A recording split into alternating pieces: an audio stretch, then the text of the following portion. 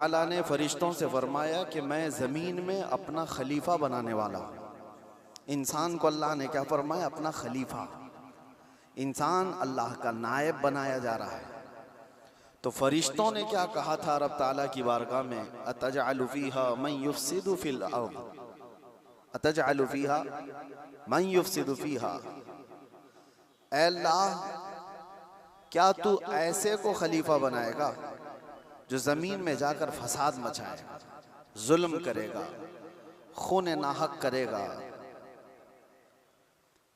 अल्लाह तबारक व तआला ने इरशाद फरमाया, इन्नी अअलमु मा ला तअलमून, मैं जो जानता हूँ वो तुम नहीं जानते।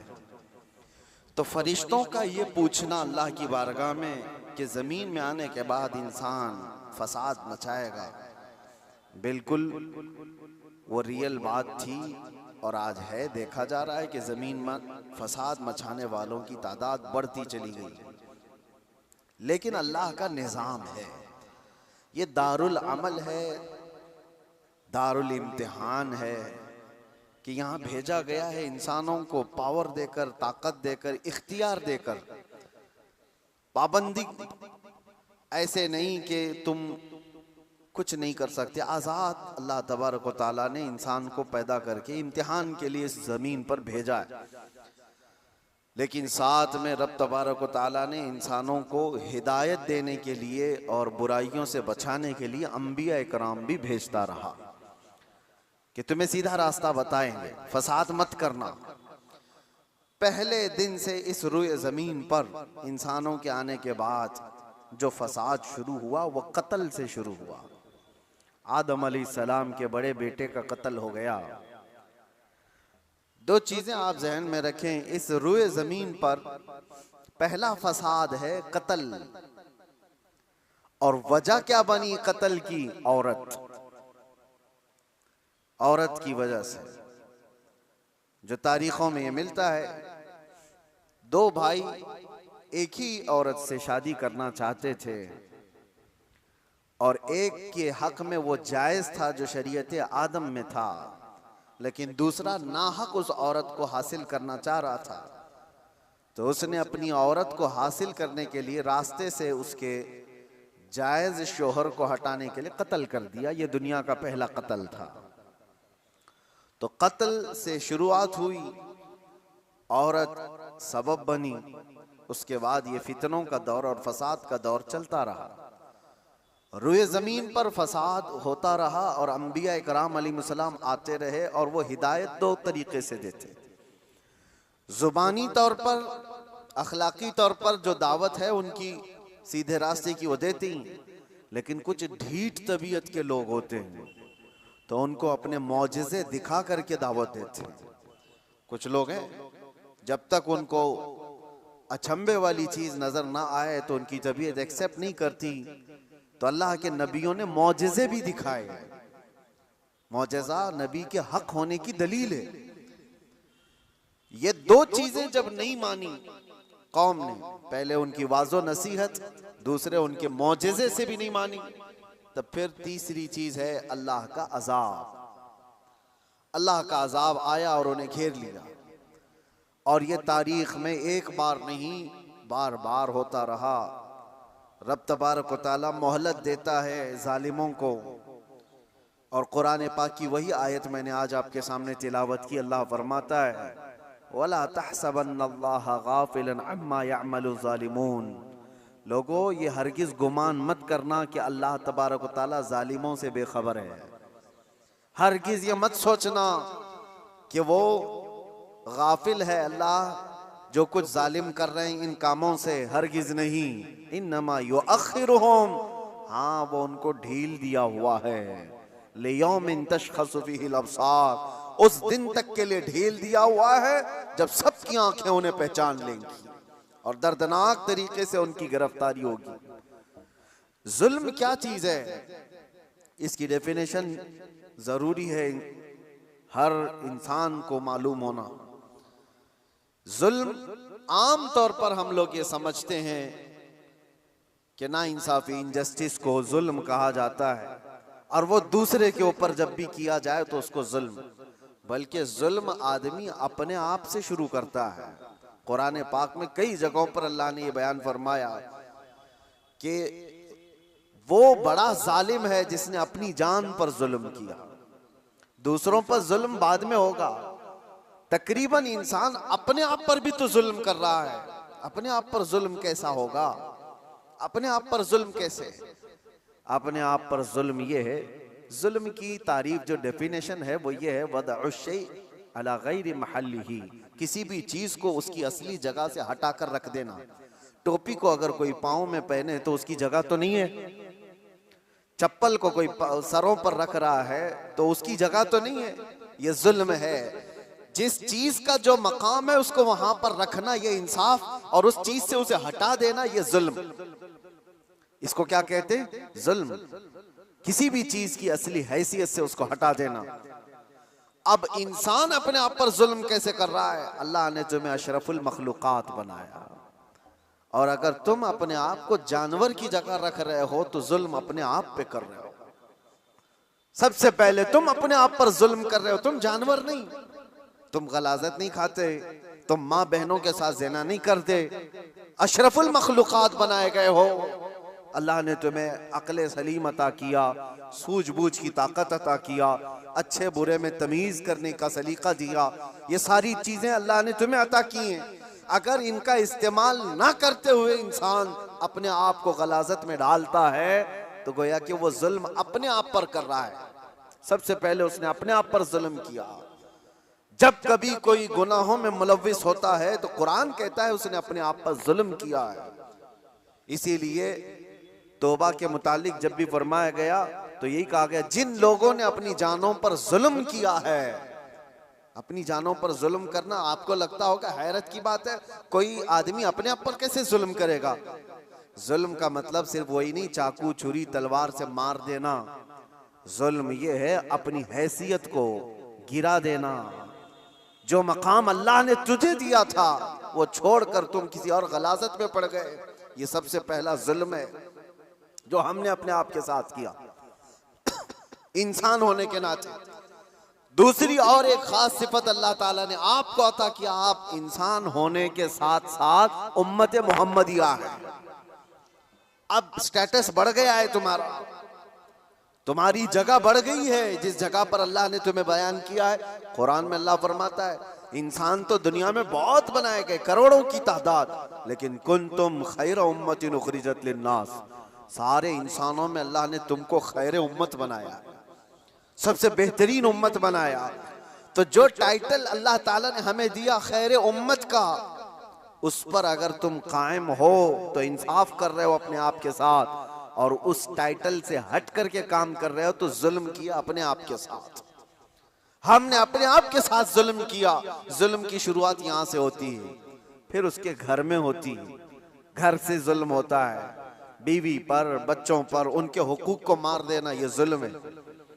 उनके हुकूक की तलफी बहनों, भाइयों, माँ बाप, औलाद, और उसके बाद फिर ये जुल्म बढ़ता हुआ पड़ोसियों तक जाता है, पड़ोसियों के साथ जुल्म, फिर उसके बाद मुआशरे में आता है जिसमें वो जी रहा है, मोहल्ले में, और फिर जैसे जैसे उसके मकामात बढ़ते चले गए उसके साथ साथ जुल्म की शाखें भी बढ़ती चली जाती हैं। जुल्म की हजार किस्में हैं, हजार किस्में हैं। मेरे अजीजों एक बात याद रखो, कुरान में अल्लाह ताला ने फरमाया इन्नहु ला युहिब्बुज़ ज़ालिमीन, अल्लाह ताला जालिमों को हरगिज पसंद नहीं करता। जो हद से ज्यादा बढ़ने वाले हैं वो अल्लाह को पसंद नहीं है। लेकिन लोगों ने जुल्म का कॉन्सेप्ट ये बना करके रखा है सिर्फ मार धाड़ कत्ल करने वाला ही जालिम है। जालिम तो घर से भी शुरू हुआ है। घरों में हुकूक तलफी जिसने किया वो जालिम है। जिसने बीवी का हक मार लिया वो जालिम, जिसने माँ बाप का हक अदा नहीं किया वो जालिम, जिसने औलाद का हक अदा नहीं किया वो जालिम, जो अपने भाई बहनों का हक मार कर बैठा वो भी जालिम। ये जुल्म की कई शाखें। और उसके बाद मेरे अजीजों, लोग जब अमली जिंदगी में आगे बढ़ते हैं तो जुल्म कहां कहां है मैं आपको बताऊं। जुल्म इंसान करता कब है?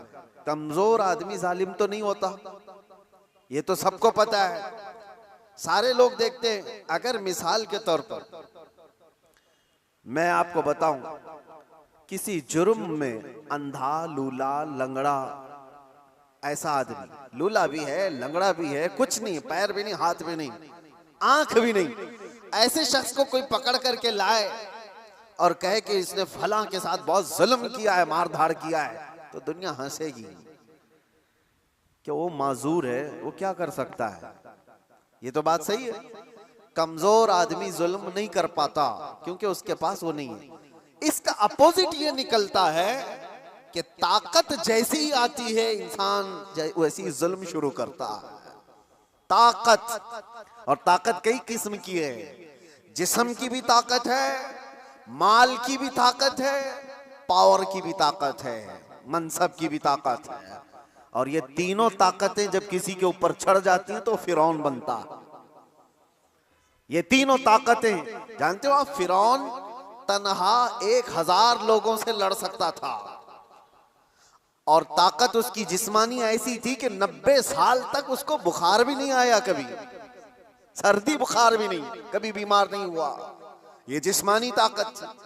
माल की ताकत तो ऐसी कि आधी दुनिया के खजाने उसके थे, और पावर की ताकत ऐसी कि बादशाह आजम बना बैठा था, लोग तो उसके सामने झुकते थे। जब तीन चीजें ऐसी साथ मिल जाती हैं तो फिरौन बनने की कोशिश करता है हर आदमी। आज के दौर में भी मेरे अजीजों, ये तीन चीजें बड़ी आजमाइश के साथ आती हैं कि जुल्म से अपने आप को बचाओ। माजूर आदमी क्या जुल्म करेगा, उसके लिए वो इम्तिहान नहीं है। जो बिस्तर पर पड़ा हुआ है, जिसकी ना जिस्मानी ताकत है, ना माली पैसी ताकत है, और ना पावर उसके पास है, ऐसा आदमी क्या जुल्म करेगा। जुल्म वो करता है जिसके पास ताकत हो, और ताकत वाले के साथ इम्तिहान भी ज्यादा है।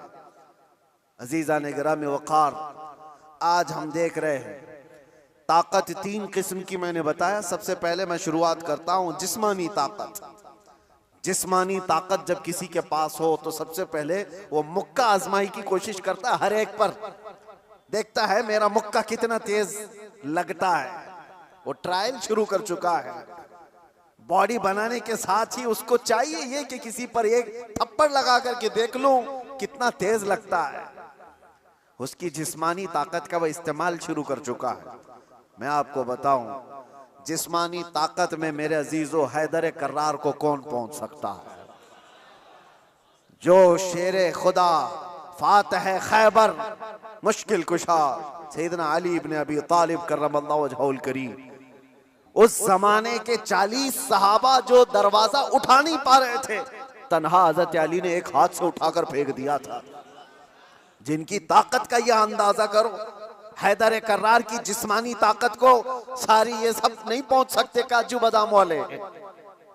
लेकिन एक जंग के मौके पर मौला अली शेर खुदा रदी अल्लाह तआला अन्हु लड़ रहे हैं, और सामने जो मुकाबिल में पहलवान था अचानक उसको ऐसा पछाड़ दिया कि उसके सीने पर चढ़कर खड़े हो गए। अब हैदर कर्रार के शिकंजे में जो आ जाए, अरे वो शेर नर है जिनकी मां ने ही नाम हैदर रखा हो। जैसे ही वो पंजे में आया, क्या करता, कसमसाया, फड़फड़ाया, लेकिन उसने एक काम क्या किया, आपके मुंह पर थूक दिया। थूक दिया। जाहिर सी बात है, लास्ट मोमेंट पे आदमी ये कोशिश करता है कि मैं मर ही रहा हूं तो सामने वाले को कुछ करके चला जाऊं। उसने थूक दिया। ऐसी मोमेंट पर ताकतवर का गुस्सा डबल हो जाता है। मैं पहले एक बार में मारने वाला था, अब 4 बार में मारूंगा। तूने किया कैसे मेरे साथ? किसी को तुम एक मार रहे थे लेकिन उसने मां की गाली दे दी, अब 4 और लगाओगे, क्योंकि गुस्सा बढ़ गया है। गुस्सा और तिल मिलाया है तुम्हारा। हजरत अली के साथ ये हुआ। उनके सामने जो मगलूब था उसने थूक दिया।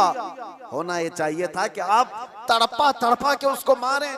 जिसके चेहरे को देखना रसूलुल्लाह ने इबादत कहा, उस चेहरे पर अगर कोई थूके तो उसको तो तड़पा के मार देते। हजरत अली छोड़कर खड़े हो गए, उसको छोड़ दिया। मारने का था, छोड़ दिया, खड़े हो गए, कहा जा।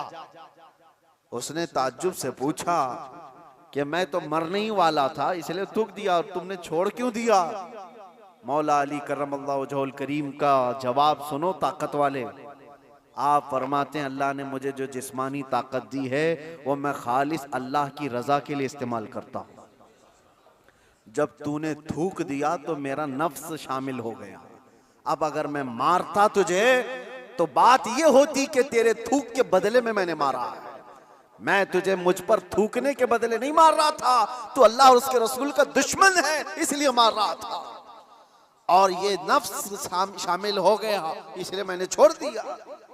ताकत का इस्तेमाल ऐसे वक्त में कोई करके दिखाए।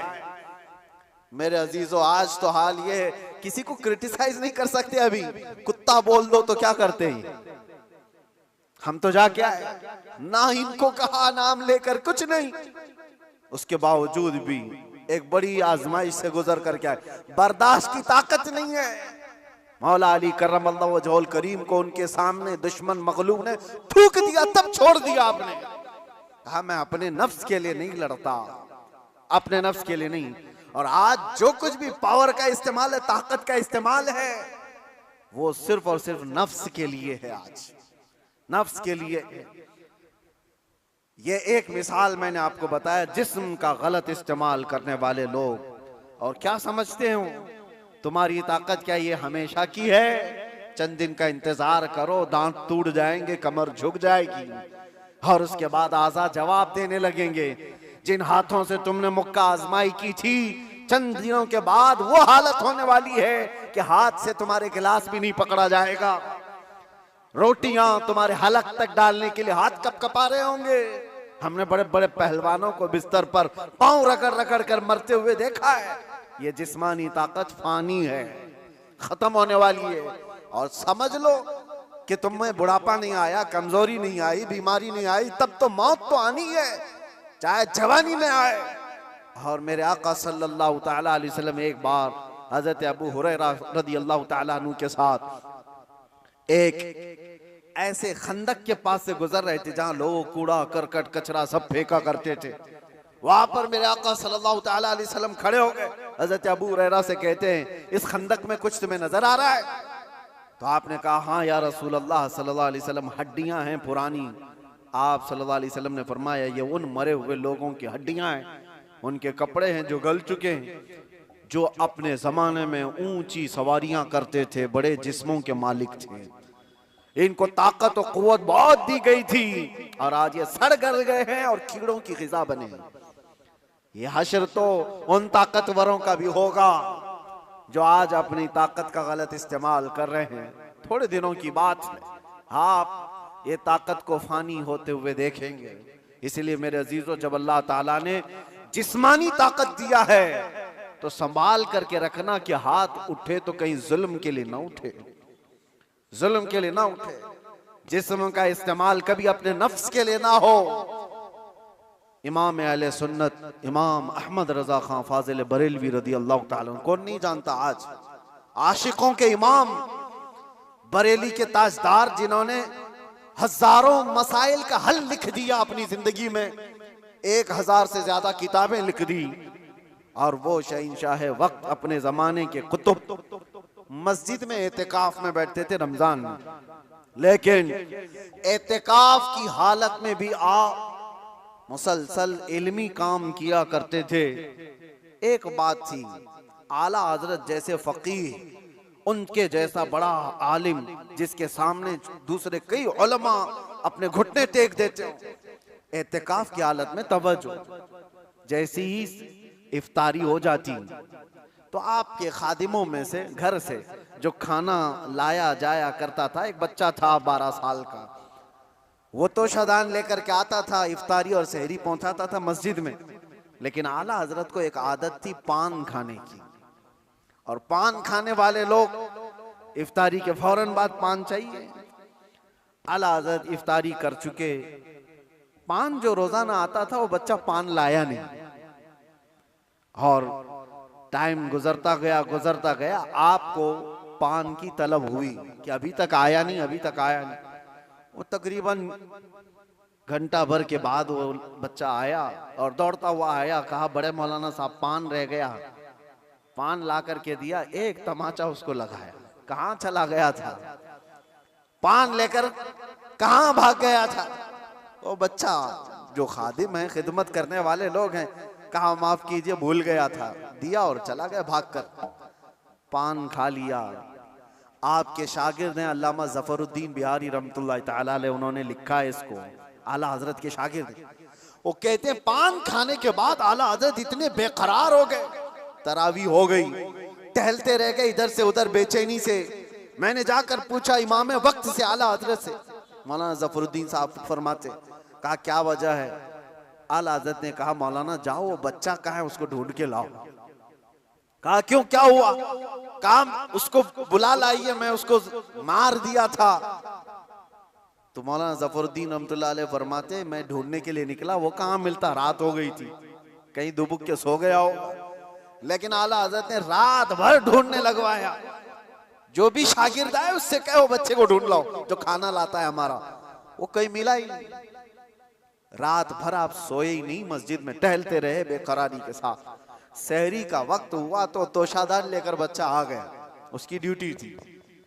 वो जैसे ही आया आला हजरत लपक कर दरवाजे पर जाते और जाकर तोशा उसके हाथ से लिया, रख दिया और घुटने टेक कर जमीन पर बैठ गए। वक्त के मुजद्दिद की बात कर रहा हूं। उस बच्चे के दोनों कंधों को पकड़ा और कहा बेटा कल की रात मैंने थप्पड़ मार दिया था अपने हाथ से तुझे, खालिस मेरे पान के लिए, ये मेरे नफ्स के लिए मारा था, तो अल्लाह के लिए मुझे माफ कर दे। वक्त का इमाम अब छोटे बच्चे से कह रहा है मुझे माफ कर दे। वो बच्चा कसमसा रहा है, घबरा रहा है। देखा है वक्त के बड़े बड़े फकीह और मुफ्तियान कराम इस इमाम के सामने बैठ जाते हैं अदब से, और ये वक्त का इमाम मुझसे माफी तलब कर रहा है। बच्चे ने कहा हुजूर छोड़ दीजिए, मैंने कुछ समझा ही नहीं, मुझे कुछ पता ही नहीं।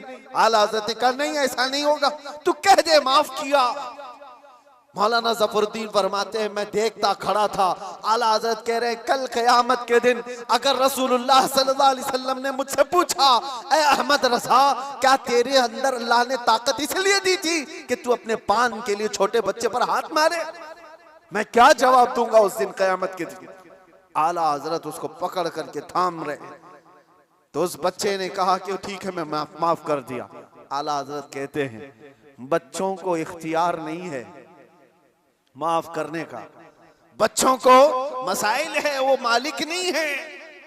हाँ आपने कहा अपने सर से टोपी उतारी और कहा जैसे कल मैंने तुझे मारा था वैसे तू भी मुझे मार, बराबर हो जाए मामला।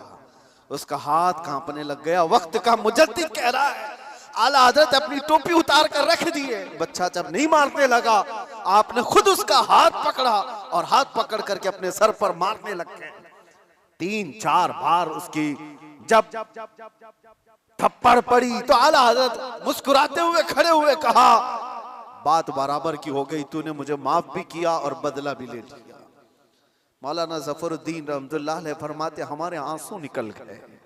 वक्त का मुजद्दिद है, ताकत का गलत इस्तेमाल नहीं।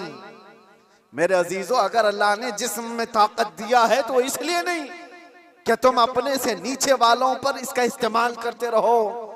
इसीलिए अल्लाह के नबी सल्लल्लाहु अलैहि वसल्लम ने क्या फरमाया, मन लम यरहम सगीरना वलम युअक्किर कबीरना फलैसा मिन्ना, जो अपने छोटों पर रहम नहीं करता और बड़ों की शफकत नहीं करता और बड़ों की इज्जत नहीं करता वो मेरी उम्मत में से नहीं। अल्लाह